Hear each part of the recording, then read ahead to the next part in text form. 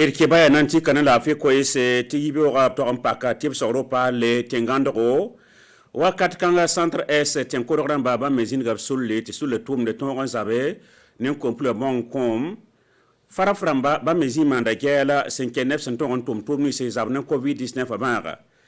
bayira télévision kala bala get bay ifa gele kepe ne woto wende tidbe arzum dale no lokri kiu ye zabe bangai signe kiu rasam pila nase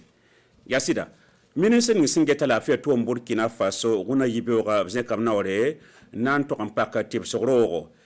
kanga abwini kamtia wala ne kompel samin do renon komosum nan wadu swenge abtom nan yizikanga nina metem pa ma sampore kawbo tilebska pour ay serda men le brin jamaskena tumbu totore lortire tumna tibsaro nan yiwotone bangati sen tibsaro rob sampa kuna yibora bwini kamte tone karambi se lakamta babadam lakamta sulli am pas nem bel sikam tie le rob sentel Burkina Faso rambala ton me tibsaro pala abwini kam sil fanta ligre 5 pour ya million ko no la pisiobe la sen zini ngab sampa ka be bwini kam tanan yi bangar ziniga an ko nebni sindatan 15 menga loktem da weng la wan to yira wil kanga rende sen ministre sinzi ni be on tianganu ka pay yemre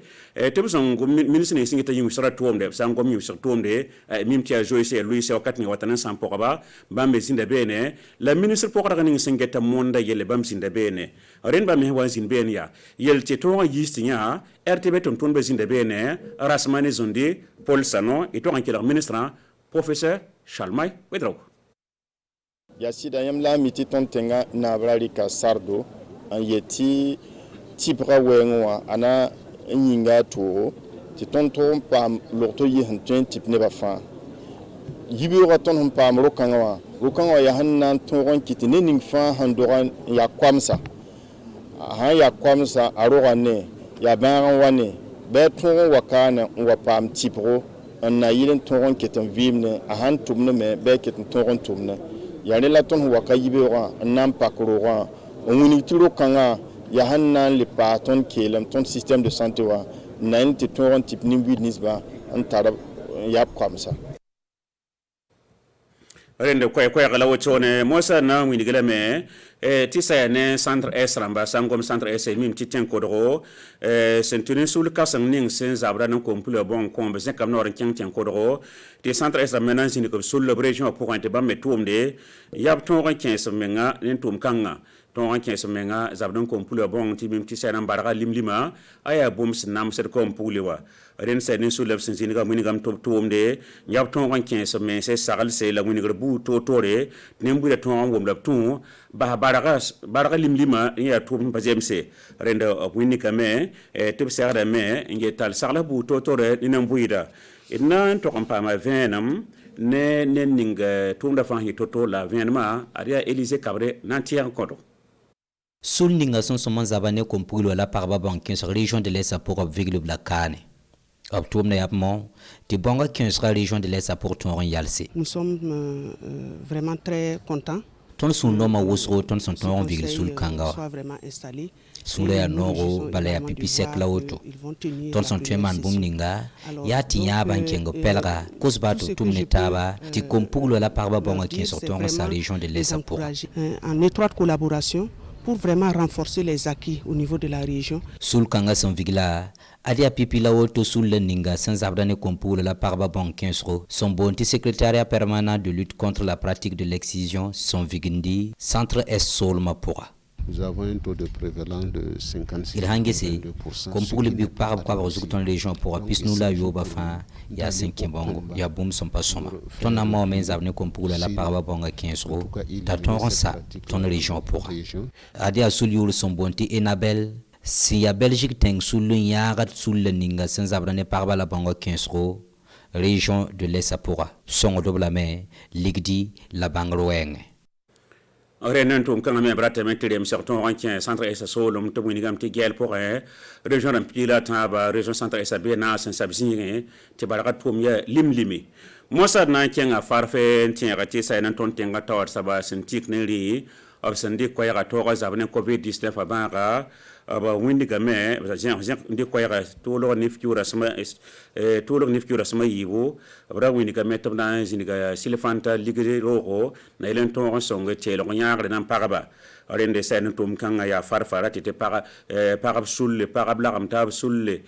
singette silfanta son tun yisin song paraba tum da ya woto de den farfata wodamba ab sera kiba kit baruna yibo na ngese man gela torse tinga tawar safin kon kois ninga yom logor pore boin tume wakat kan boin lab tumia ti avenra lab ni tarsara nan tume rente da wini gelame ti sa yanan tum kan abuni kam ti province rampis na lo paraba serran ti kan pa nyonda ligi monda abuni kam ti milliard nu adia la sina watara ne da olozin bene e to kan pa venam ne farf tawar saba ravige sida dorcas tiendra bego. Depuis mois de mai,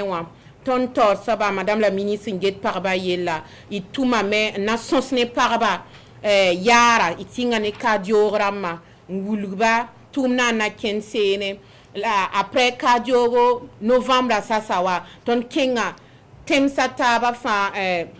province ramataba fa pisnas la nuapo na ngulgi songra bon on konwa sama wenge. La tonne janvier ou la tonne d'atelan on dira dossier ramhanta tous pisi la kobustan la pisnas la yibu ayo pa yenda ka tu yenda ya booming hoton on na finance la dossier ramaton on pama 32040 dossiers voilà la tonne on der dossier 15 va tonne ziname on toume nem tum non tasa na noté la gese bal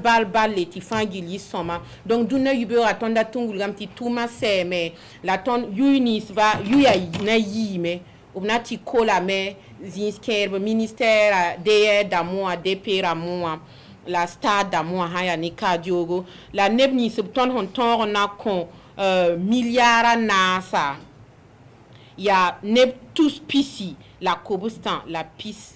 la pisnas la yib ya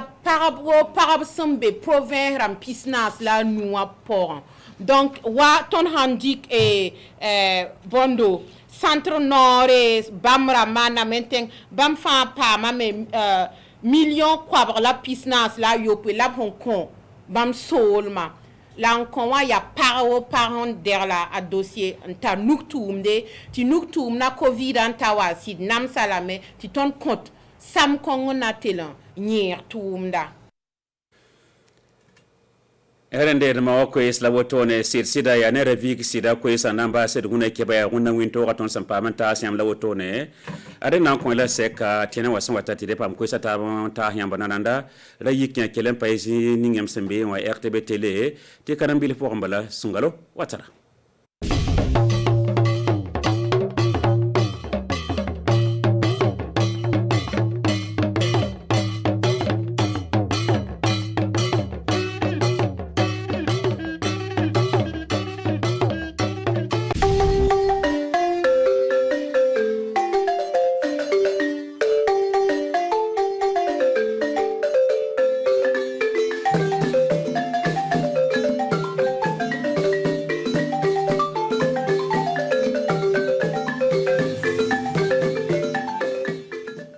Kaseka nafolo ko barason ani barasemo blara anga jamana konna kaseka yirwali dodo ministre somtano kata nafolo boloti wa ko kuna oye nyonye bake kanyasin katoka barason montemana ani fero jmolo bina ta kaseka yirwali do kibara flana kanyasin kata bado ko bulma farasigla kaseka flo beseka muso deme chugo bina kaseka boyerla farf oluye nyonye bake kaseka flo obeseka wilil kambo kadi muso mo Burkina Faso marabina ani kilinglimbe lela gele na kubida no kilinglimbe la gele no beseka tema kaseka to sebereke jamo kaseko ka bulma faraso bano Burkina Faso telezon kanwo anikli autirasi bijumalo mimbena anga Samuel Laben kalo kli tan aninani masanwafla animugo anikli konnana anikli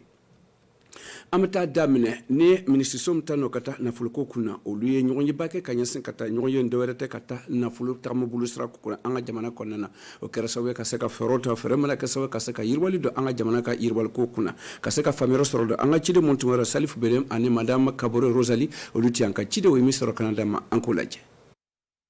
Adeline fana akunye femiye nyalon sera desi ale japlu doye n'olu bɛ baara kɛ ka taa en tout cas jamana ka ko bɛ se ka kɛ cogo min na a sira fɛ min bɛ kɛ nafa ye bɛɛ ma n'o ye ko fɔ ko bonne gouvernance alors donc olu b'o sira de filɛra bon donc atelier min ye nin ye o ye miirila ka taa denmisɛnw ani musow fan fɛ k'a filɛ olu fɛn min ka kan ka kɛ u ye wajibira n'olu ka droit ye est-ce que jamana na o ko ninnu a kɛni b'a sira fɛ wa parce que a kɛra cogo min na a kɛra komi denmisɛnw ni musow olu de kɛra sisan komi ni ko bɛ na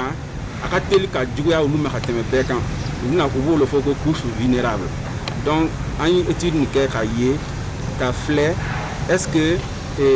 baara min kɛ ka taa o fan fɛ pour que u ka se ka bɔ nɔgɔ la est-ce que o baara nin a kɛra ka dafa wa est-ce que wari min kan ka bila ka se k'o baara nin kɛ o wari nin a bilara ka se ka nafa kɛ wa donc mun de kan ka kɛ pour que olu fana ka se ka bɔ nɔgɔ la n'o ye denmisɛnw ni musow ye o étude nin de kɛra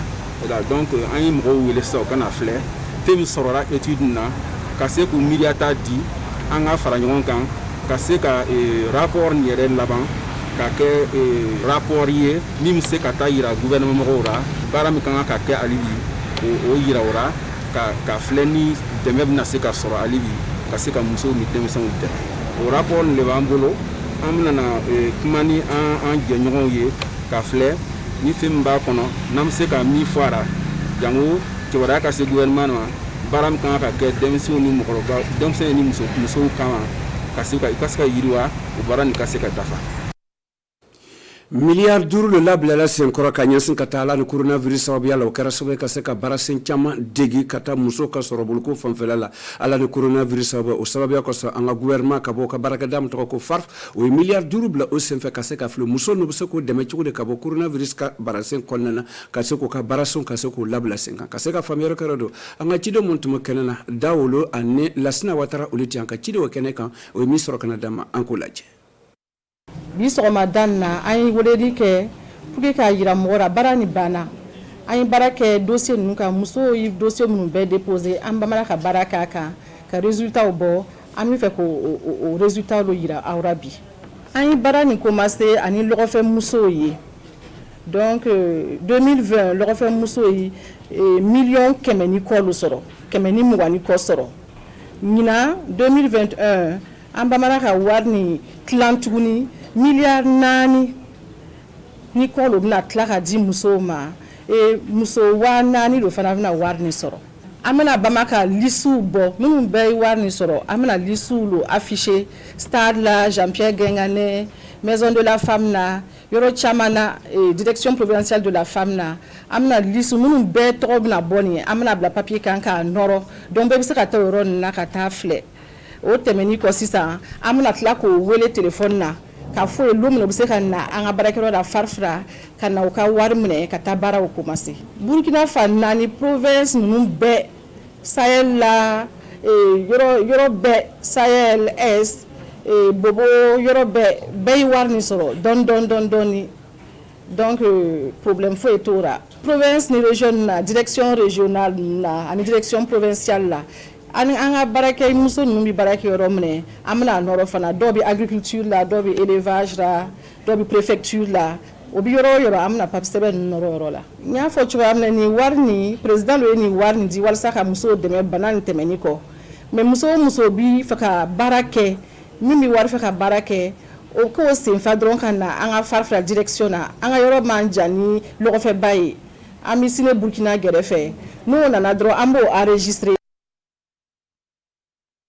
yira ka fɔ samu ta bɔ min ye coronavirus sababuya la don o kɛra sababu ani nintɔrɔ la Wayiguya mara fanfɛla la o kɛra sababu ka se ka bɔnɛ caman min ye Wayiguya Gursi ayiwa ka se ka filɛ o bɛ se ka yako olu bɛɛ ayiwa bɛgɛnbalilaw min bɛ yɔrɔ la ani sannikɛlaw ka ɲɛsin ka taa yɔrɔ fan fɛ o bɛɛ ye degun sɔrɔ ka taa o san fanfɛla la a kɛra sababu ka se ka na o yɔrɔ denw fana ayiwa mun ye o y'a yira ka fɔ ayiwa sogo tun bɛ se 100 tun bɛ se ka sɔrɔ mais bi ayiwa a 200 ta le bɛ feere ayiwa Wayiguya mara fɔ ani Gursi fanfɛla ka se ka faamuyali kɛra don an balimancɛ min Alain Sabadogo ani Charles Ouedraogo olu y'an ka ciden kabini RTB de Wayiguya olu ka seere filɛ nin ye.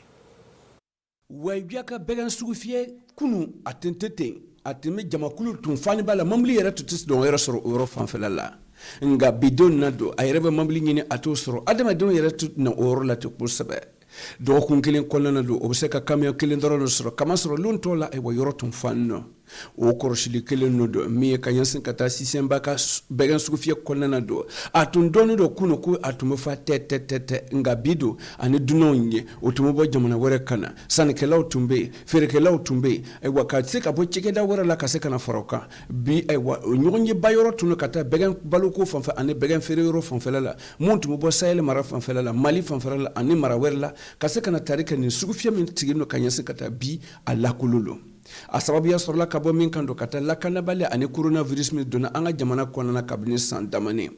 mun yɛrɛ k'a fɔ ko cano o ye bɛgɛnbalo yɛrɛ k'a fɔ ko min ye sugufiyɛ min sigilen filɛ ka taa bɛgɛnbalo fanfɛ gursi do iyako ani wayibiya olu yɛrɛ y'a yɛrɛ k'a fɔ k'u ka sanni feere dɔgɔyara kosɛbɛ an'u ka sanniko ko ayiwa u ka sugufiyɛw kɔnɔna a dɔgɔyara kosɛbɛ min ayiwa sugufagalaw yɛrɛ a n'a sugufeerelaw olu y'a yɛrɛ k'a fɔ k'olu ka degu bɔnɔ cɛyara kosɛbɛ sabu k'a sababuya kɛ a bɛ ti maa ɲakɔrɔ don k'a yɛrɛ k'a fɔ ko gbasomɔgɔw olu yɛrɛ k'a fɔ ko a digini bɔ olu yɛrɛ kan muso ninnu ko kunun olu tɛmɛna ka dɔrɔmɛ 100 sogo sɔrɔ sufɛ la bi o tɛ 200 n'i m'a bɔ e tɛ ɲɛ wɔgɔ bi min ye bɛgɛn kpalo ko fanfɛla don a bɛ ni gɛlɛyaba ye wayibiya mara fanfɛla la don o tɛ dɔwɛrɛ don ka jasi ka taa bɛn min ye coronavirus ani lakanabaliya min sigilen bɛ o yɔrɔ fanfɛla la ani ka se ka bɔ ni bɛgɛn ye jamana kɔ kan o bɛɛ ye gɛlɛyaba ye o yɔrɔ fanfɛ sabu kɔrɔsili caman lo bilani bɛ sen kan an fɛ burkina faso ka se ka ayiwa misi denni yɛrɛ sɔrɔ o yɔrɔ fanfɛla la don n'i ma waga 30 bɔ i t'o sɔrɔ kamasɔrɔ kunun a sɔngɔ tun t'o bɔ min ye bɛgɛn balolaw ni sogo labɛnbagaw ka jɔkulu don i yɛrɛ k'a fɔ ko a ka kan ayiwa olu ka sanni feere bɛ sara wayibiya mara fanfɛla la o ka wilili kan bɔ jango ka se ka a kunu n'o tɛ sogo ko bɛna gɛlɛya ani bɛgɛnbalo ko bɛna gɛlɛya wayibiya mara la an bɛ taa n'an ka kibaruya laban ka yira k'a fɔ ko kunun ti seli ye an fɛ faso kɔnɔna na ayiwa tile 30 tɛmɛlen dasirili kɔnɔna la da folina ayiwa bɛɛ ye dumuni sɔrɔ k'a kɛ kunun o senfɛ o ɲɛnagwɛ sigira dorikan k'olu ma to kɔfɛ ka ɲɛsin ka to ka se ka cɛrɛ an ka cidenw Théodore Zuga kabini RTV Sahel olu ka seere filɛ nin ye Dori antirosi an bɛ dori ka dugusen ka kobuda ka gwendige kɛnɛ nɔ kan dɔwɛrɛ tɛ min ye dori sulamadenw ye don olu ye taama bila o senkɔrɔ ka se ka na min ye sun tile 30 donnen kɔ ka ban ka se ka filɛ u bɛna so k'o kunna cɛ cogo di o bɛ wele Layid El Fidre o ɲɛnagwɛ sigira dori kɔnɔna na dɔnbagaw denmisɛnninw mɔgɔkɔrɔbaw ka fara ayiwa mun bɛ ye dinadenw ye olu bɛɛ ye o yɛrɛ fara ɲɔgɔn kan ani mun bɛ kasaradenw ye o sigilen bɛ yɔrɔ mara fanfɛla la o bɛɛ nana ni seli kelen nin kan an man kan ka min fɔ don ko an ka miiriyaba sɔrɔ ka ɲɛsin ka taa mun bɛ degu kɔnɔna na wagati nin kɔnɔna don a ka gɛlɛ kosɛbɛ min u ka se ka filɛ u bɛ se ka dɛmɛ sɔrɔ ka se ka na o maa ninnu fanfɛla la ka se k'o dɛmɛ ni dumuni ko ye mun makoɲɛ bɛ yen kosɛbɛ u ka miiriya tɛ foyi la don ka se ka hakili falen kɛ o ni ɲɔgɔn cɛ o bɛ se ka kow tilan cogo de o ni ɲɔgɔn cɛ ka se ka taari ka nin ɲɛnagba in na olu tun bɛ fɔ ka min fɔ ka ɲɛsin ka taa o kan don olu y'a ye ko ayiwa olu labilalen don Burkina Faso ni mara ni fanfɛla la o y'a yira k'a fɔ ko mun yɛrɛ tɛ se ka dɛmɛ sɔrɔ ka ɲɛsin ka taa fan o bɛɛ ayiwa bi don nin na olu y'a yira k'a fɔ ko olu y'a ye ko olu nisɔndiyala kosɛbɛ sabu olu y'a kɔrɔsi ayiwa ko jatini bɛ fasodenw cɛman nin wagati in na sabu ayiwa o ye dumuni kɛnɛni min sɔrɔ ka se ka fɛ o ka se ka janto ka se k'o ka dumuni da sɔrɔ Ramadan ale tan bɛ ka taa bɛn ni ascension de Yesu Krista yɛlɛni sankaba kɔnɔna don o kɛra nisɔndiyaba ye min ye chrétienw ka jɛkuluba olu tamakɛ ka taa bɔ selifana kɛnɛ ka sulamaw fɛ ka se ka yira k'a fɔ ko bɛɛ y'o ba kelen kelen o bɛɛ y'o dina kelen de ye o ka se k'o bolo fara ɲɔgɔn kan janga jamana bɛ se ka yiriwa cogo minɛ ni fɛɛrɛ ɲɛnama don wa min nisɔndiyala ka don fasodenw kelen kelen bɛ ani yɔrɔden bɛɛ ani o dinadenw u ni ɲɔgɔn cɛ sabu o ka sigi ɲɔgɔn kan ka se ka hakili falen kɛ olu ɲɔgɔn tɛ o nana ka se ka furu lase ka di o baden sulamaw ma jango ka se ka nin bonya ni karaman sɔrɔ tile 30 min o y'o kɛ o ka se k'o kunna cɛ hɛrɛ kɔnɔna na olu bɛ min laɲinina o yɔrɔ fan fɛ ka se ka seli don o k'o kan kɛ kelen janko hɛrɛ bɛn ani sigiɲɔgɔnya ka se ka sabati min ye Burkina Faso mara dɔ ye Bala Burkina Faso télévision kalbaga an ka bi ka kunnafoni kunna bɛna cɛ tɛ n'ala ye sini yirana mina n'ala ye ntɛnɛlo n'ala ye ntɛnɛlo yirana ayiwa maa sɔrɔ di sigiyɔrɔ kelen ni kunnafoni wɛrɛ hakili bɛ ani cɛ a ka lajɛli la ala k'an bɛn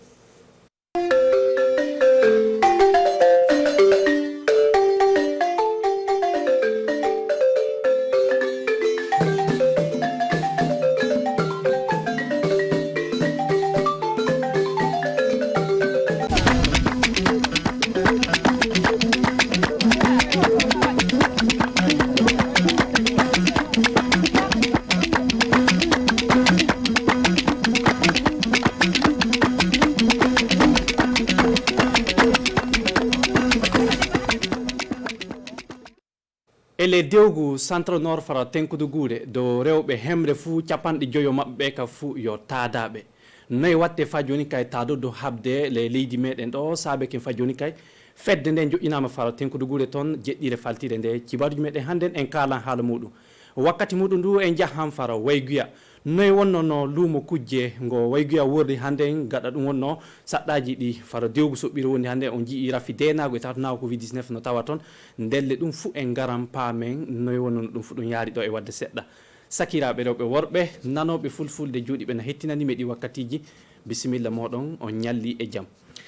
fadde ami e firtande on toɓɓe cibaruji arandi fof en kala haala ɗum wonno dokkal ngal suudu bembal ceede mawdu le adunaru no andire banque mondial waɗani ɗum wonno mairie ji le burkina meɗen hande mbiyete ɓe kokkari ɗum wonno mairie en ko wattano machine aji golliteɗi hano kanƴi ko watta hano 13 ni wonno koɓe kokkari ɓen yimɓe buuɗi ko watta million ji hemre noga CFA meɗen wonno koɓe gultini fa ɓe kokkari joni kay yimɓe ɓen e wallito e le golle muɗum ndelle fa paame no wonno ɗum fu ɗum yaari e jahannodden Umaru Tamboura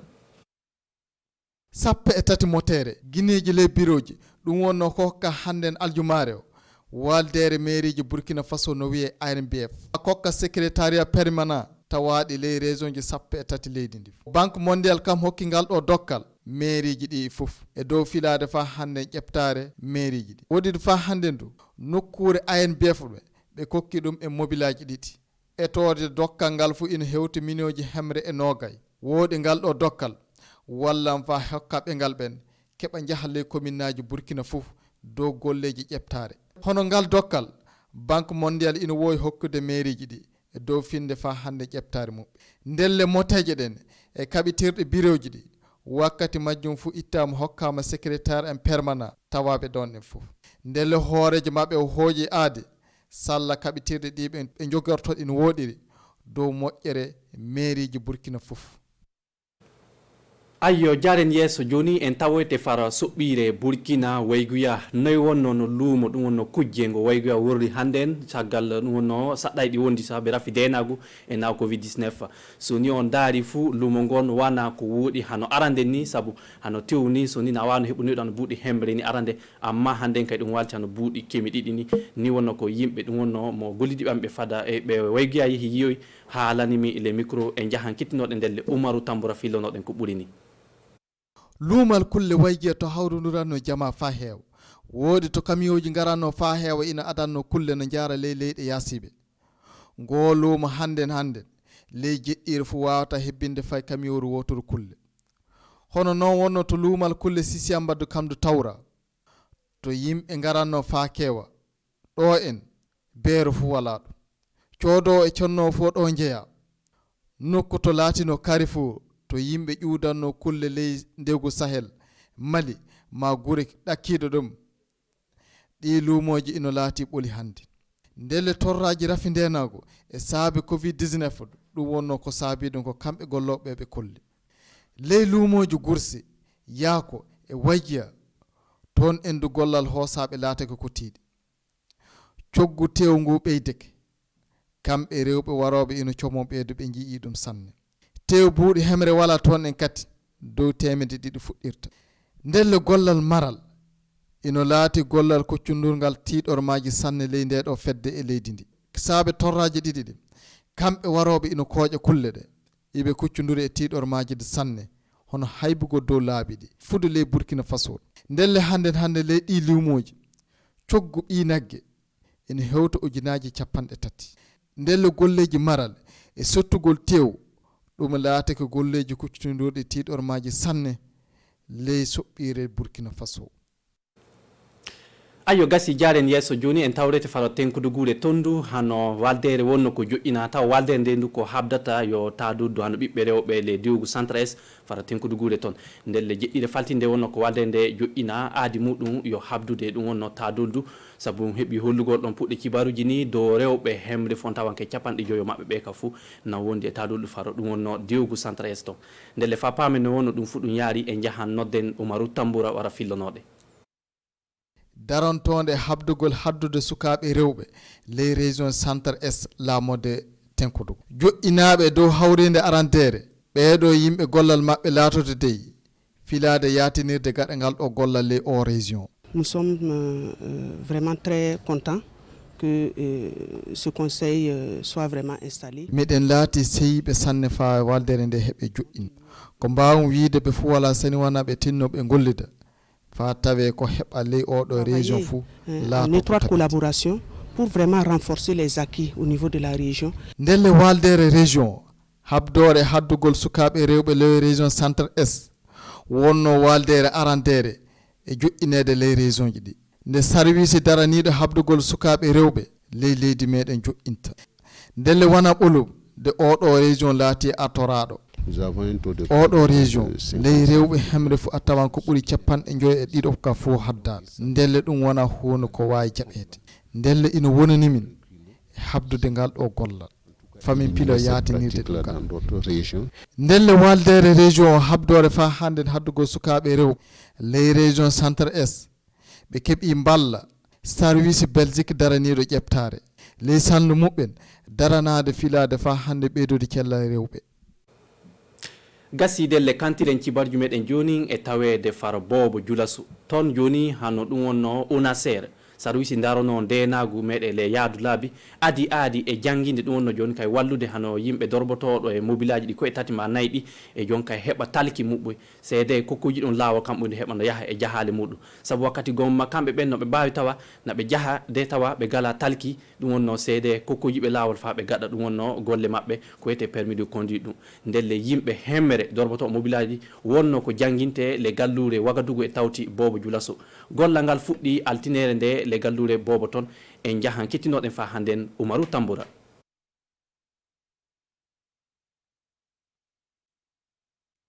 kamɓe yimɓe dogginoɓe taxi moteji e fa hande moteji ɗe taare nayyi iɓe tawa ɗo en e l'école gollal ngal en dey fa ɓe keɓene permis ji A et B1 ko service daraniɗo ndenago yimɓe dow laabi joƴƴini gollal ngal filata kono fa ɓeyda ndenago yimɓe e dow laabi e ekintinde ɓe en faɓe paama ɗum wonno ko yowi dow koye maɓɓe ndelle ngal ɗo gollal ina wonani hadde yimɓe hemre dogginoɓe taxi motoji e moteji ɗe taare nayyi tawaɓe ley Bobo Dioulasso e Wagadugu. Je crois que cela n'est qu'un exemple que nous voulons donner. Ni o puɗɗe ekintinde ɓe sabu de kamɓe de ɓe kaani faamude salla e dow moƴƴere maɓɓe ɗum wonani faɓe keɓane permis ji doggingol woodi fa yaago golle maɓɓe woodi fa tawe ɓe keddoro kaɓetirɗe maɓɓe gollirde sabu en fu eɗen andi masibaji ɗi wonno ko ɗum sabontoɓe woodi ko sabontoɓe connaissant les enjeux qu'ils font courir à eux-mêmes et aux autres usagers de la route haddu hiɓere Bobo Dioulasso tan ko anda ina jogui taxi motoji ko ɓuuri 300 dogginoɓe de ko heewi e maɓɓe ngala permis ji fey ndelle ɗum saabide haddu yimɓe hooƴuɓe haala ɓe fof ɓe mbi ngal ɗo gollal ko gollal moƴƴereyal sanne nden hande ndenago wala dow laabi ɗi fof ngal ɗo gollal miɗen jetti ɗum e garal sanne fa heɓa faamina mono fof noy wonon hani jogarade hoore muɗum dow laabi ɗi ndelle miɗo nodda haddo dogginoɓe taxi motoji fof tinno o windade ley lekkolleji to permis ji gaɗete non wattade mon fof heɓa permis ndelle gaɗa fa hande fuɗɗugol formation ji permis ɗi laamiɓe ɓe tawama nokkure to wiyete CCVA ndelle ɗon en UNASER hokki ko watta 350 bonji fa tawe moteji ina mbawi dartede e dow moƴƴinede gasi fa woɗi ndelle suudu baba ndelle ɗiki bari min gonno hande nyaloma o fa min jottinano ɗon fofo moɗon hettinade e darude jonka e jeɗɗire nde tiloke altinere jam e cellal Umaru Tamboura waroyta fa hande en yottina cibaruji minen du min jaɓalnunde makko fofo moɗon jam ñallanɗe